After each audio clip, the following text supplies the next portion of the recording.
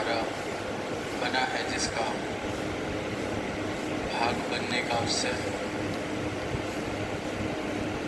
प्राप्त हो रहा है।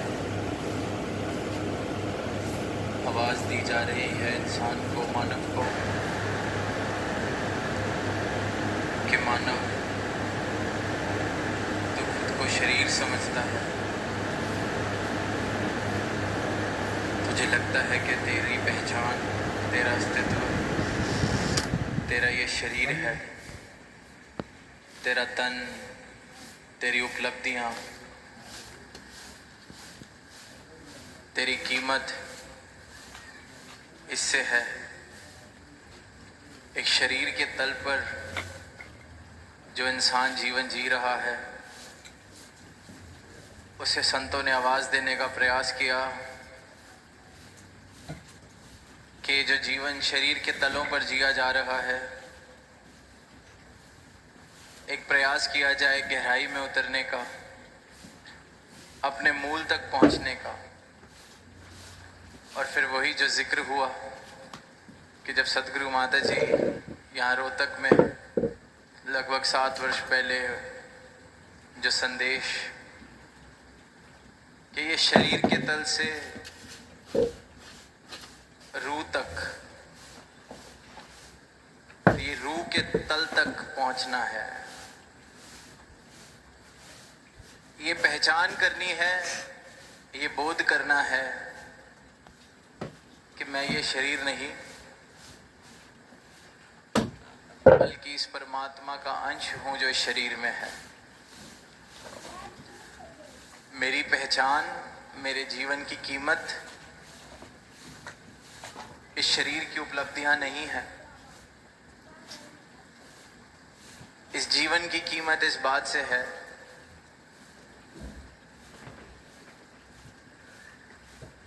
कि इस बात का बोध हो जाए, ज्ञान हो जाए कि मैं आखिर हूं कौन। तो जो बहुमूल्य है, अमूल्य है, अगर सही कहें, ये परमात्मा जिसका कोई मूल्य नहीं लगाया जा सकता, क्योंकि मूल्य तो इस संसार के पदार्थों का है, उपलब्धियों का है। जिस चीज़ की चाहते हैं, जिस चीज़ का व्यापार है, उनका मूल डाला जाता है। बाजार में जो चीज़ें खरीदी जाती हैं उनका मूल डाला जाता है। जिनके लिए लेन देन के भाव होते हैं उनका मूल डाला जाता है। जो हम डिग्रियां हासिल करते हैं, पदवियां हासिल करते हैं, इनका मूल डाला जाता है संसार के पदार्थों का। पर ये परमात्मा, ये सृजनहार, ये अमूल्य है, इसका मूल नहीं डाला जा सकता। तो ये जीवन भी, अगर इस जीवन की सही कीमत, इस जीवन की बाजी की सही कीमत लगानी है तो इस अमूल्य को प्राप्त करना। ऐसा ना हो कि ये भ्रम के कारण खुद को शरीर ही समझते रहे, इस शरीर के तल पर ही सारा जीवन जीते गए, और जो गहराई में उतरकर हीरे मोती चुने जा सकते थे, अमूल्य, उनसे वंचित रह गए। और इंसान वंचित रहता आया है। ये कोई नई आवाज नहीं दी जा रही,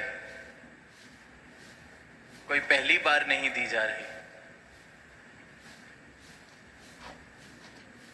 जब से इंसान इस धरा पर है तब से ही संतों ने, महापुरुषों ने, गुरुओं ने ये आवाज दी है।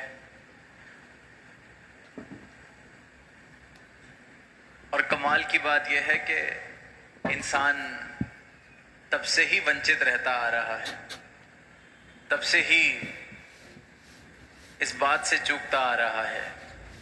ये कोई नई चूक नहीं कर रहा इंसान कि कलयुग है इसलिए चूक गया।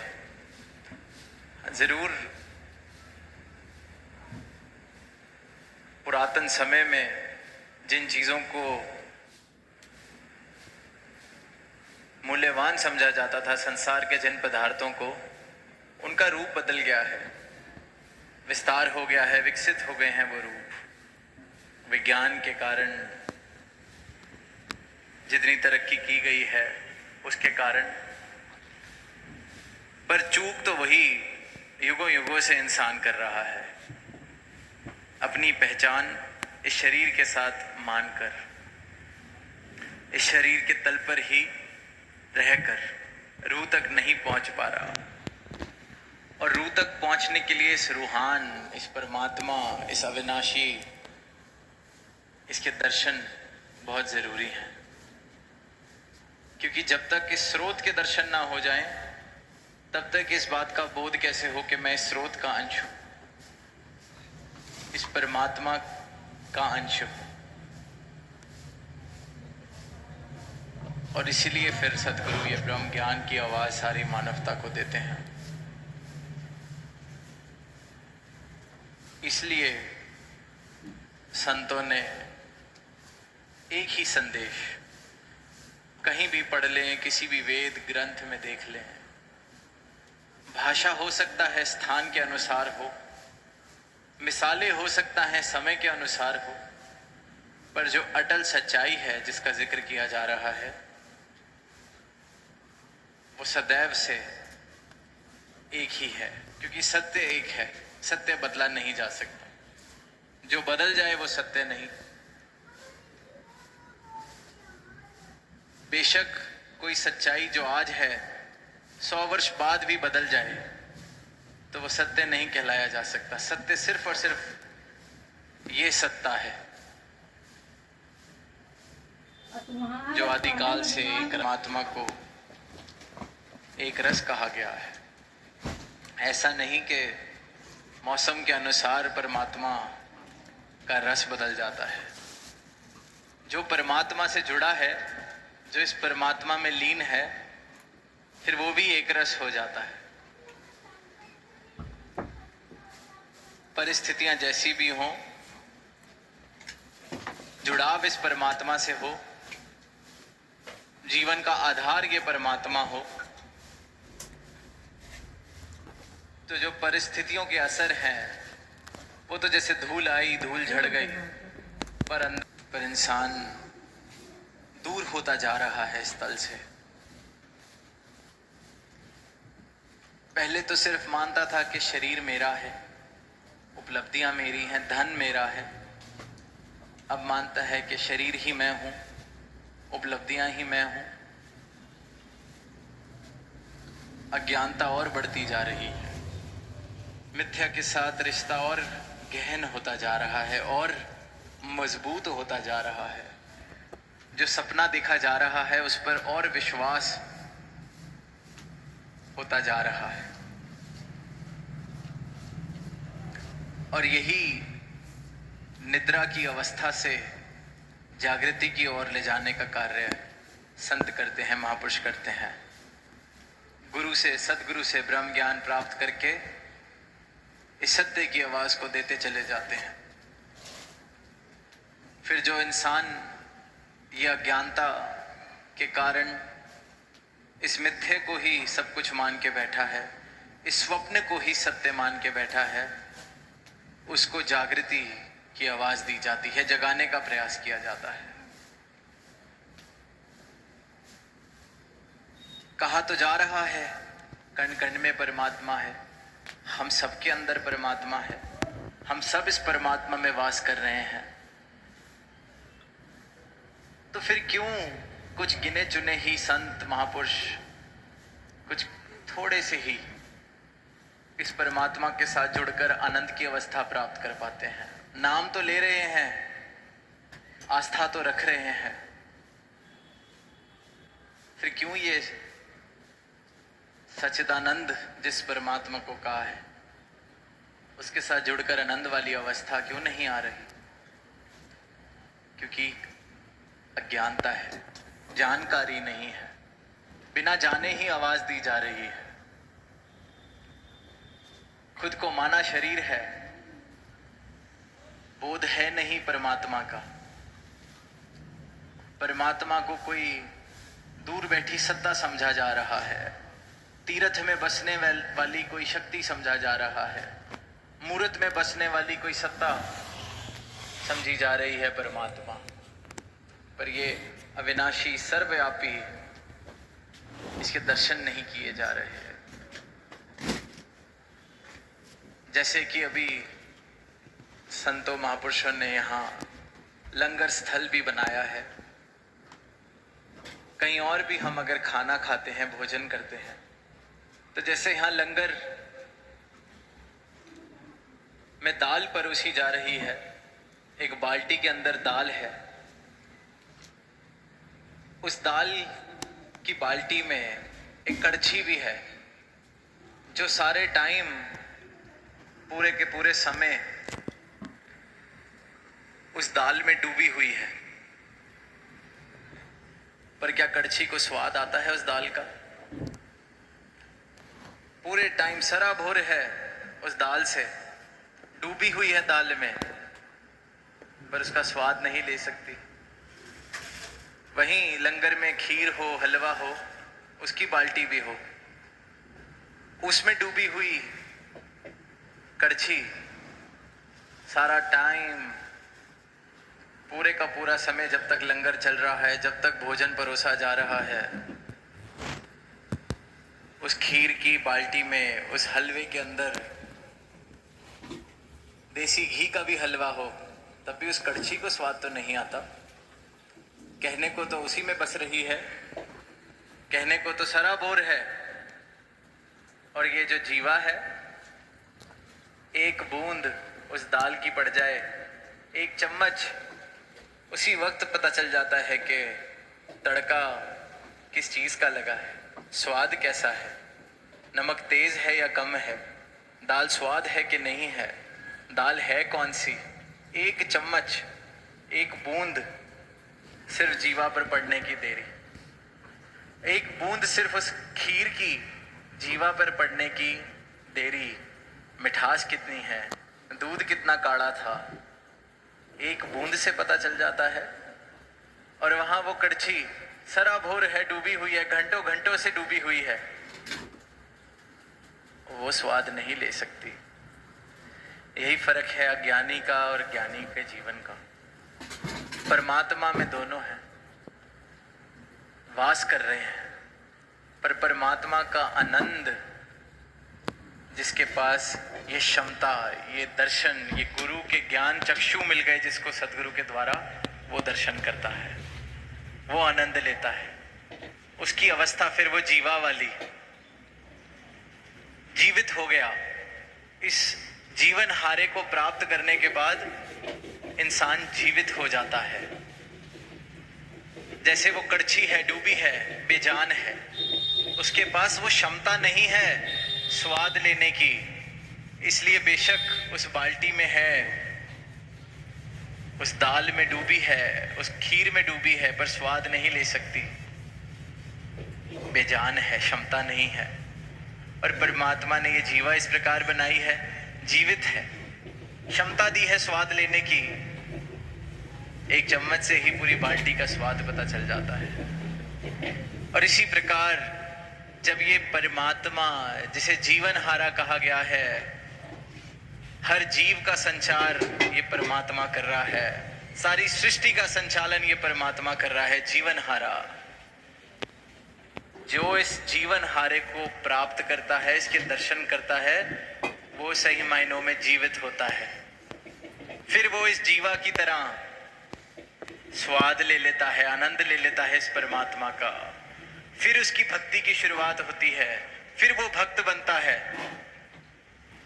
वरना तो मृतक कहिए नानका, जे प्रीत नहीं भगवंत। मृतक, मुर्दा माना जाए। तो इस जीवन हारे की प्राप्ति कर लेना सही मायने में जीवित हो जाना है। तब तक सांस लेना, शरीर का चलते फिरते रहना, ये तो संसार की परिभाषा है जीवित होने की, बायोलॉजी की परिभाषा है जीवित होने की। पर संतों ने, भक्तों ने, जिन्होंने सत्य को प्राप्त किया है, इस अविनाशी को प्राप्त किया है, जो रूह तक के तल पर गए हैं, उन्होंने कहा है कि सही मायनों में जीवित होना तो तब है जब इस जीवन हारे की प्राप्ति हो जाए। इस जीवन हारे को इस प्रकार प्राप्त किया जाए कि फिर जन्म और मरण से मैं मुक्त हो जाऊं, आने और जाने वाले इस चक्र से मैं मुक्त हो जाऊं, संसार चक्र से मैं मुक्त हो जाऊं, तो जीवित। ये बायोलॉजी की, विज्ञान की परिभाषा नहीं कि सांसें चल रही हैं तो जीवित। इस जीवन हारे को प्राप्त कर लिया तो जीवित। फिर वो संदेश देते हैं जैसे कबीरदास जी ने कहा, मैं ना मरबू मरीबो संसारा, अब मोहे मिले जीवन हारा। ये जीवन हारा प्राप्त हुआ है तो मुझे ये जीवन मिला है, ये जीवन जो अमर है, अमृत प्राप्त हो गया है जीवन हारे से मुझे।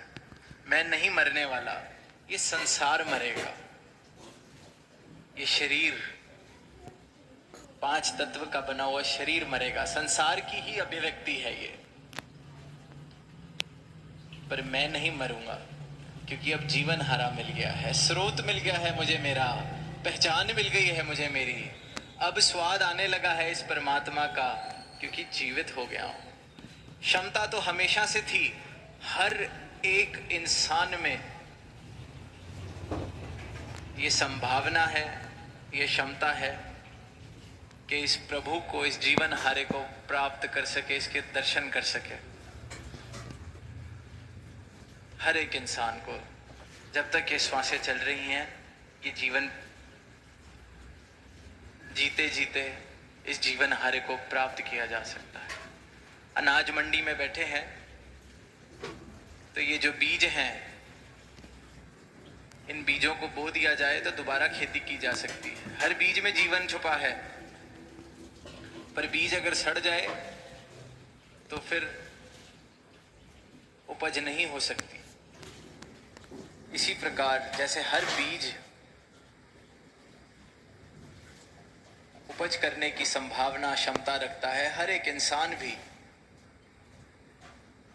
इस रूहान को, इस परमात्मा को प्राप्त करने की संभावना रखता है, परमात्मा होने की संभावना रखता है।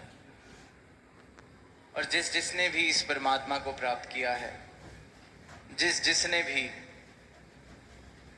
इस अविनाशी को, इस सर्वव्यापी को तत्व रूप से देखा है, प्राप्ति की है, वो सही मायनों में जीवित हुआ है। फिर उसने इस सर्वव्यापी का स्वाद, आनंद फिर लिया है। वरना तो फिर वही हाल, संसार का कड़छी की तरह डूबे तो हैं, वास तो इसी में, पर एहसास नहीं, आनंद नहीं, स्वाद नहीं।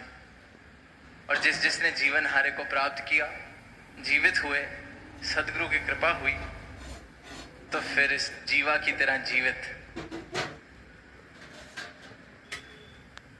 जैसे एक चम्मच से सारा स्वाद आ जाता है, वैसे ही कण कण में, जर्रे जर्रे में ये पूरे का पूरा विराट दिख जाता है, पूरे का पूरा परमात्मा हर घट में दिख जाता है। यही फर्क है एक ज्ञानी, ब्रह्म ज्ञानी संत में, भक्त में और संसार में। नाम तो लिए जा रहे हैं, भक्ति का प्रयास भी किया जा रहा है, डूबे तो हैं उस दाल की कड़छी में, डूबे तो हैं उस खीर की बाल्टी में, पर कड़छी की तरह स्वाद नहीं आ रहा। स्वाद सिर्फ और सिर्फ इस जीवन हारे को प्राप्त करने के बाद, इसकी लगता करने के बाद, इसके दर्शन करने के बाद जो भक्ति का जीवन शुरू होता है, उस राह पर ही आ सकता है। इस भक्ति की राह पर जीवन आनंदित हो जाता है, बदल जाता है, रूपांतरित हो जाता है, और जीवन में इस परमात्मा का एहसास इस प्रकार बस जाता है कि कोई दूरी मुमकिन नहीं रहती, क्योंकि दूरी का कारण, दूरी का आधार अज्ञानता थी, अंधकार था। और जहाँ अंधकार मिटा वहीं दूरियां खत्म, जहाँ ज्ञानता मिटी वहीं दूरियां खत्म। फिर ये इकमिक वाली अवस्था की ओर भक्त बढ़ने लगता है। तो दास इन्हीं शब्दों से इजाज़त चाहेगा प्रेम से कहना, धन्यवाद।